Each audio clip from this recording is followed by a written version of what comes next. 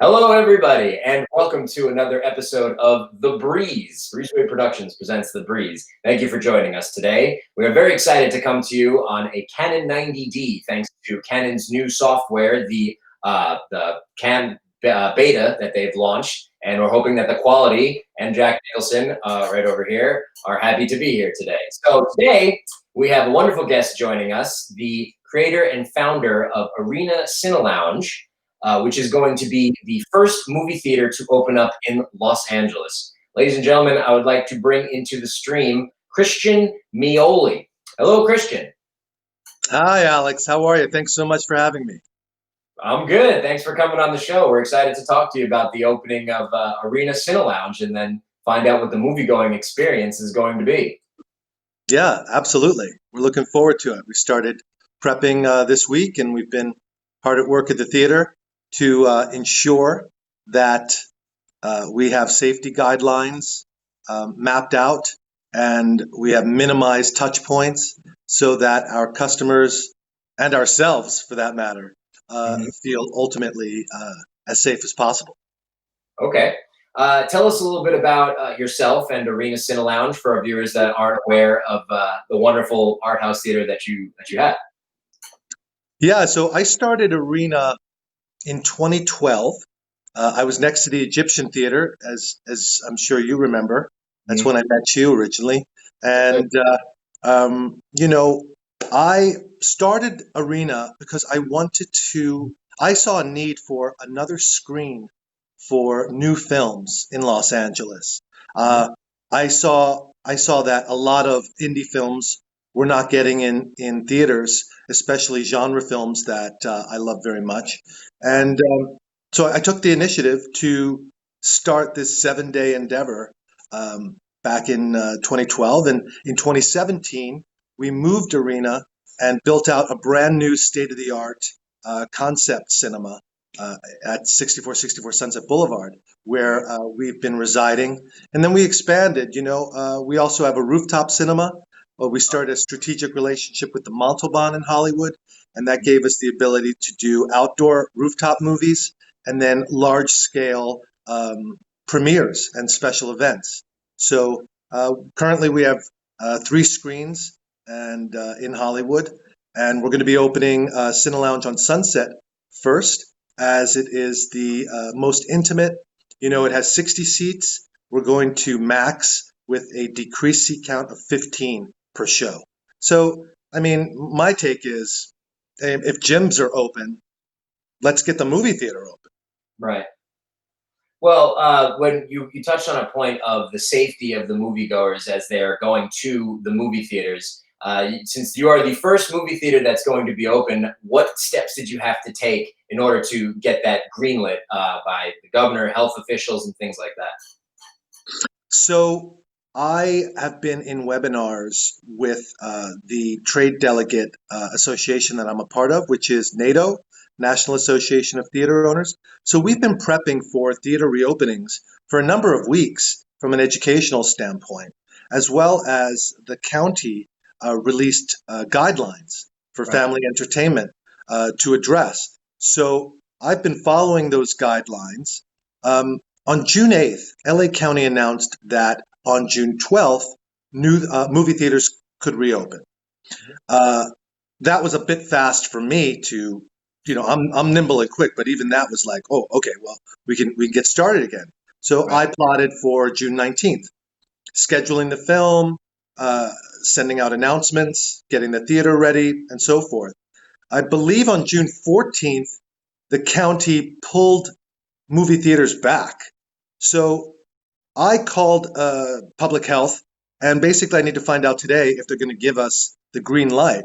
But let me tell you what I've initiated so far, so our customers feel, completely safe. So one, I bought 2 medical grade air filters that essentially clean the air in our theater and our lobby every 30 minutes. We have also decreased the seat count by 25%, as I mentioned earlier. We have spatial distancing set up, so we've closed rows, we've separated. We're going to do individual contactless entry in the lobby, which means basically you can come in. There's not going to be any contact. We are requiring face masks to be worn.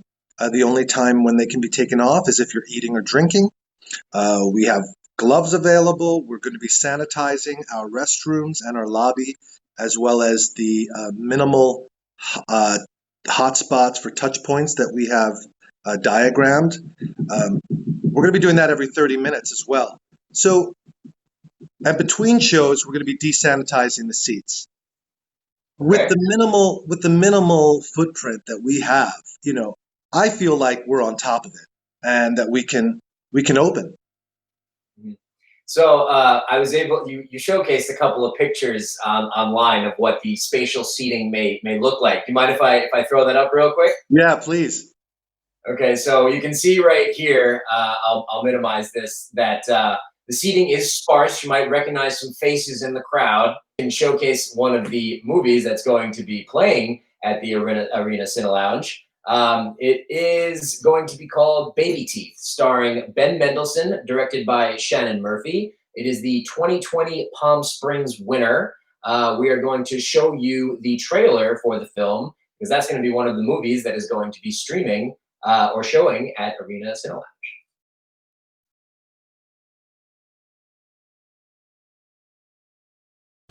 I hate to ask you this. I'm trying to put some money together to get a bed and a shelter. I only got 50. 50? That's too much. I can't. Can split it. No. 50's okay. If I give you 50, you have to do something for me. Is this a style? I was going for rat's tails. You look like a different person. What have you done with my daughter? I killed her. Oh, my God. What are you doing here? What are you doing here? You make a habit of befriending girls that are significantly younger than yourself. Oh, my God. Mila's obsessed with that boy. She's a smart girl. Mila? That boy has problems! So do I! What are you looking at? Piss off. Oh, darling. I lost my hair. It looks cool. It's like way better than the one that I gave you. No. I'll do anything. Can he please stay? Mila, he threatened me with a meat prong. You threatened my wife with a meat prong? I don't want to hurt you. So don't. Moses! Wait, Henry! Miller should have the world at her feet right now. I have no idea what you're feeling. I can't feel anything because I can't breathe because you take up all the air. I think something in you has changed. When I met you, it was like you weren't scared of anything. I don't think the world would be this big or weird if we become obsessed with functionality. She's gonna be okay. Oh, that'll do it.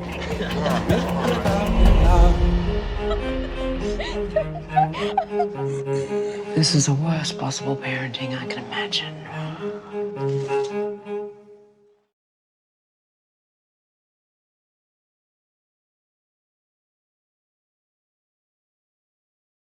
And we are back. So that was the trailer for Babyteeth. Welcome back, Christian. Sorry about that little technical difficulty, but we just showed the trailer for Babyteeth, which is one of the films that's going to be screening at Arena Cinelounge. What made you choose that film to show to audiences first? I love Ben Mendelsohn. I think he's a great actor. Eliza gives an incredible performance. It timed up where IFC is releasing the film on Friday, and we have a great relationship with IFC. So when they heard that we were opening, they made it available to us, and I jumped on it. Right on. Yeah, we said that it's the 2020 Palm Springs winner, and we've heard a lot of things about it. So that's going through the film festival circuit. So I wanted to have your idea about what is going to happen with the future of film festivals and independent film distribution during this time of COVID, because we've seen a lot of film festivals cancel their on-site screenings and then have moved everything online, like the We Are One Film Festival, which just concluded like a week or two ago. What are your thoughts on the future of distribution of independent films? Film festivals are a place where the amount of films that get made yearly, get trimmed down. And we get to, through curation, see what would be considered as maybe the best of the best or whatnot. I feel like this is a year where there is going to be needed theatrical venues such as ourselves to be champions and advocates for these films in a curational opinion way that distributors will acknowledge them. The online film festival, virtual screenings, I have not jumped on board as much as others have, because at the core of what I do, I miss bringing people together. I love showing films and bringing people together. I don't know if I feel the same about that from a virtual perspective. So new filmmakers, independent filmmakers, they need advocates to introduce them to distributors right now and get their films on their radar. Because if you think about it, there's like 15,000 films that get made yearly, annually, and maybe 600 of those films get seen in a theater. So for me, I think it's a crime that a work of art is not seen as it was intended to be seen. And that's what the magic of theaters is. Yeah. These filmmakers have worked tirelessly to create incredible 5.1, 7.1 sound mixes, visually, color palettes, cinematography, creating a beautiful canvas.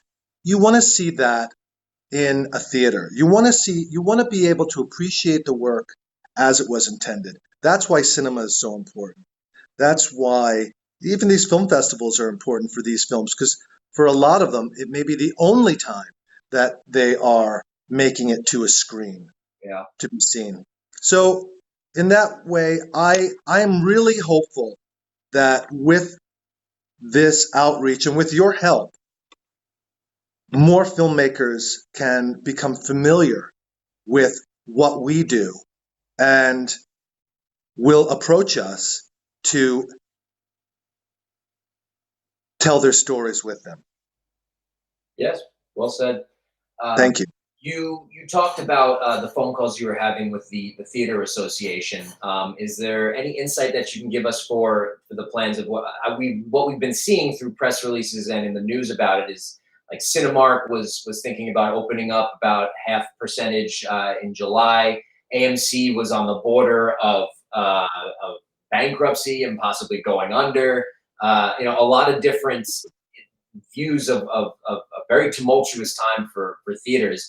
What plans do other theaters and chains, things like that, plan on doing, opening up? Are they going to follow suit in the coming weeks as you are with opening? And yeah, you are. Yeah, I would say that is the case. I'm able to open swifter because I'm not dealing with thousands of screens, and I'm hopeful that LA County will acknowledge that and not keep my hands tied while my competitors are, slowly getting ready to be able to open, just a couple weeks before Tenet. The multiplexes they're studio driven and they're studio dependent for content. Mm-hmm. They're not going to open until the studios have content for them.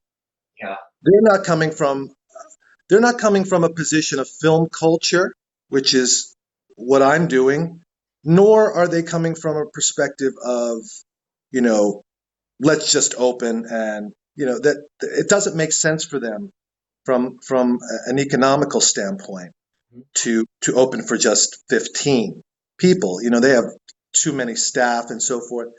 So our intimacy, our small footprint gives us the ability to offer everything that the big multiplexes are going to be offering.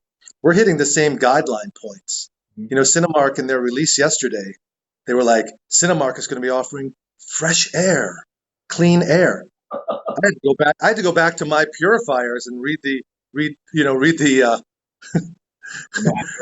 selling points. And I was like, hey, so am I. I'm offering clean air. In fact, that's going to be the selling point. Come to the theater now, not for the air conditioning. Come for the clean air, because we're circulating air much more than I'm sure anybody's apartment or house is. Yeah, it's quite a new time. It's a new frontier for movie theaters, what they're going to promote now. When they're saying we have highlights such as temperature checks, mandatory mask wearing, things like that. I remember I went to a movie theater once where you can order food from like an app and then somebody brings it to you, and they, while you're waiting for the movie to start. Maybe now they might have that where if somebody coughs, then they'll have a person come over to them and double check to make sure that they're fine, so that their safety doesn't feel infringed on or things like that. It's still such a new territory that a lot of people are going to figure it out as they go. You were saying that you also have an open air theater on top of the Montalban for screenings and things like that. And a lot of the first steps that people are taking are towards, like, even restaurants, they're just doing patio dining and making sure that it's outside for open air things. Do you also plan to open the open air theater at the Montalban as well? We're going to open that at the end of July. Okay. I work in tandem with my partners over at the Montalban, so they're making the call on that.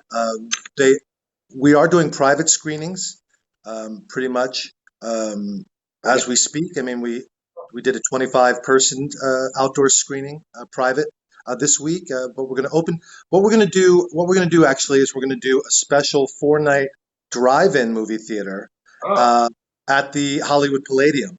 And we're doing that in tandem with a number of restaurants like Wood and Vine, Fabulous in Hollywood, APL, and we're offering so guests can drive to the Palladium, they can park, they can get their position, then they can walk 1 block and get dinner from a number of Hollywood restaurants. We're going to do that for a special pop-up, and then the rooftop will open towards the end of July. Beautiful. Well, we hope to work with you as the releases come out for what's going to happen. A lot of those restaurants make delicious food. I've been to a couple of them, so I'm sure guests will look forward to having some good restaurant food instead of ordering takeout like they have been for the last 3 or 4 months, or cooking at home. And I wanted to showcase the next film that you're going to be screening there as well, The Unbearable Lightness of Being, starring Daniel Day-Lewis, Lena Olin, and Juliet Binoche, directed by Philip Kaufman. What made you want to choose this film alongside Babyteeth as the film that you're going to show first? 1968 Czechoslovakia is the backdrop of the story of Unbearable Lightness of Being. It was a highly tumultuous time for the people of Czechoslovakia. They had multiple countries take over their region, so it was a time of change for those people. And this is a beautiful story that resonates with today, because the characters in this story, we see them before the uprising and takeover. We see them before, during, and then slightly after. And we see how these characters change in a very short time. So for me, I thought it was a great first film to launch with. It's also prime Daniel Day-Lewis, Lena Olin, and Juliet Binoche. I find it to be a masterpiece of a film, and I was fortunate enough to get the new 4K, that came out from the Salzantz family. So we're the first theater to show this new 4K version of this classic 1988 film. I actually never knew about this film. I knew about other Daniel Day-Lewis films like Lincoln or Gangs of New York or My Left Foot, but I do have the trailer for the film that I'm going to run right now for audiences to check it out.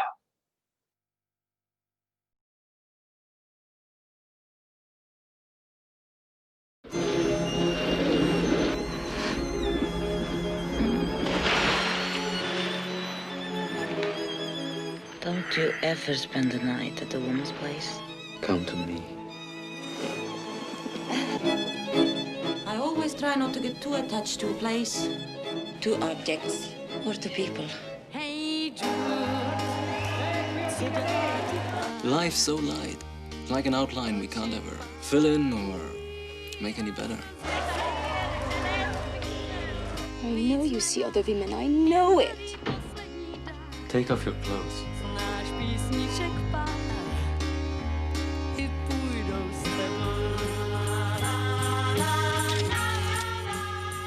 I can't bear this lightness, this freedom.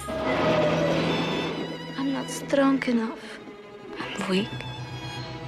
I'm going back to the country of the weak.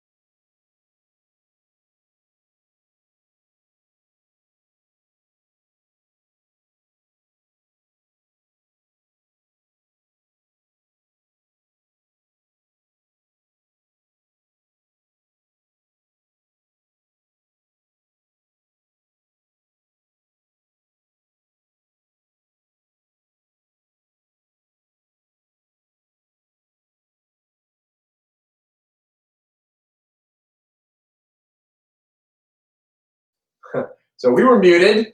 How about now? Can we hear? All right. Yeah. The sound is back.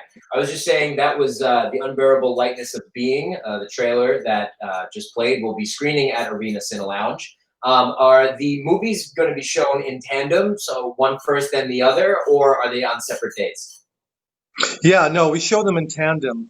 What I like to do is I like to program Cinelounge Sunset like it's a sixplex movie theater. So I'll regularly show anywhere from 2 to 6 movies every day, and normally 1 or 2 shows. That way we give our audiences more content and more stories to take in on a monthly basis. Very good. Very good. Well, let's talk about where people can go to find the tickets and then sign up to go to the movie theaters. I know a lot of people are anxious to get back, and you've talked about some of the safety measures that people are going to go through when they attend the cinema. So if they're really anxious and want to go see either of these films, where would they go, and then how would they check it out? Yeah, sure. We have a great website. They can find tickets, showtimes, and more at arenacinelounge.com. That's arenacinelounge.com. We also have tickets through Fandango. But what I want to tell your viewers, Alex, is that we launched a Cinelounge Unlimited subscription app in January. And it's really the best deal for people in Los Angeles to go to the movies. So essentially, with us, it's like our movie pass. So you get to see a movie a day with us for the month. So you get to see 30 movies a month for $15. Oh, wow. Which is the price of a ticket. And to bring audiences back, we are offering the first month free. So we have, essentially, you can come see movies with us for 2 months for $15. And that's, you can subscribe to the Cinelounge Unlimited app by going to our website. And you can also find out about our signature gourmet popcorn, which is above and beyond next level. It is next level. It is incredible. We have 9 different blends to choose from, and they're all available at the movie theater and also on our website. So arenacinelounge.com. Also, you can find out about our policies there, which highlight our new COVID-19 procedures. Very good. Well, that's what people are going to check out. So arenacinelounge.com. We can also show a fun video that we have here of the popcorn that people are going to experience. So let's see what some of the popcorn is like at the theater.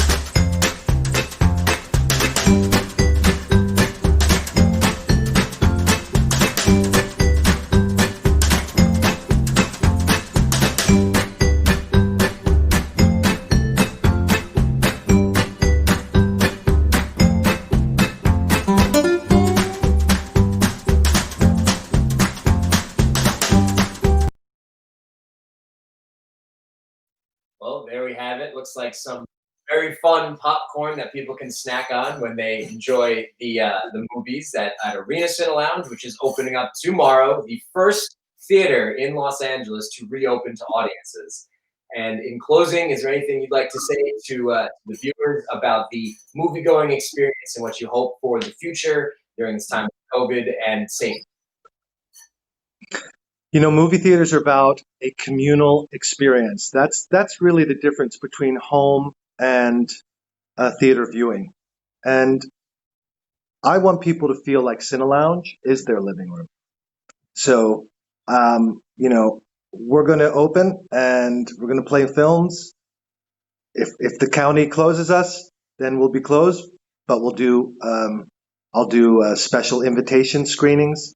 I'm looking forward to showing films again. I'm looking forward to us congregating and doing it in the most safe manner, and all of us kind of getting back to normal, doing things that we love. I like hearing that. I really hope that it all works well, that you get the theater to be a lively environment again for moviegoers to get into, and that the community thrives, and that there is a bright future for movie theaters. And Christian, we thank you so much for coming in today, and we hope that the opening is a huge success for you. Thanks so much, Alex. Thanks so much for having me. Yes, sir. Yes, sir. All right. Well, thank you so much for following along, guys. And that was Christian Meoli out of Los Angeles, California, that is opening Arena Cinelounge starting tomorrow. So stay tuned for more episodes of The Breezeway Productions, The Breeze, and that we hope that you've enjoyed watching our little talk show. So thank you again for tuning in, and I will see you next time.